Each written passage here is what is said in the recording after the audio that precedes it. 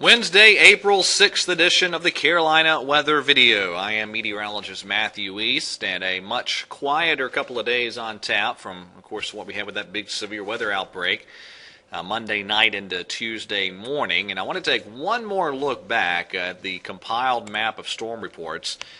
I frankly can't remember that volume of severe weather reports in one 24-hour time period. I know it's happened before at some juncture, but I just can't remember the last time we've seen that many. That's a ton of them. 1,347 total reports that have been received thus far Monday and Monday night. And of that, over 1,200 of them wind damage reports. Very impressive amount of storm reports with that system. And of course, the cleanup efforts continuing. A lot of folks with damage to continue to work on across the region. And at the time I'm cutting this video, still a lot of folks without power across the region as well, as it's tough going to get the power restored in a number of these areas with the damage that occurred. There's the good news. The radar is quiet as can be this morning. No rain around our area for hundreds of miles. All right, that's a look at the watch warning and advisory situation. The white shading here, these are frost advisories in most instances from North Carolina down into Alabama. There's some freeze warnings up in the mountains of North Carolina and northeast Georgia as well.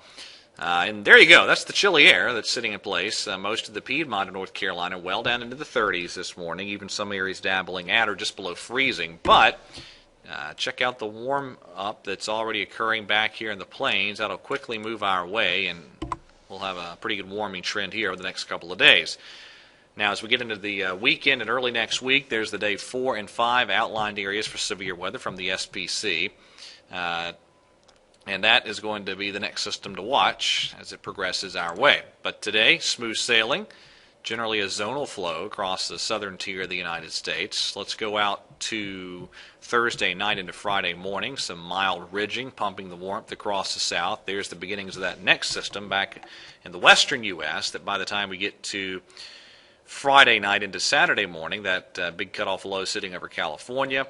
And this is the deal for Friday into Saturday. Notice this little disturbance kind of cutting into the northern part of that ridge. That looks like it's going to be just enough to drive a backdoor cold front in here late Friday or Friday night, so I'll mention the chance of just a few showers or storms then. But then we're back to the ridging Sunday and Monday, and that next system on the European, pretty dynamic looking as it moves through the interior part of the U.S. Let's go to the GFS today.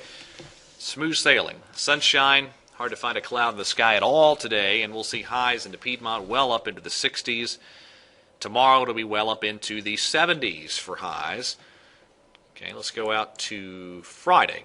This is what the GFS looks like with the precip Friday afternoon and evening. Notice it's generating a little bit of precip across the region. The European is a little bit more aggressive with the precip chances Friday late afternoon and then through Friday evening.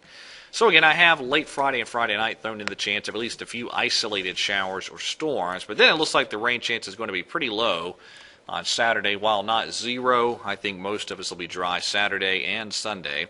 And the warmth will really begin to crank. This is Sunday's map here, early afternoon. That southwest flow really cranking. So we'll be well up into the 70s, I should say well up into the 80s rather, for highs on Sunday.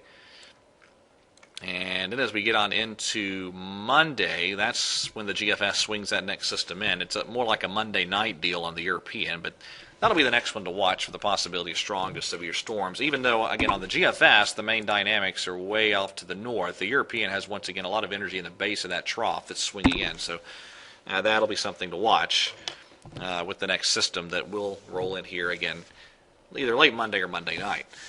All right, that is it for today. Thank you for watching. Enjoy this great weather. Have a great Wednesday, and God bless.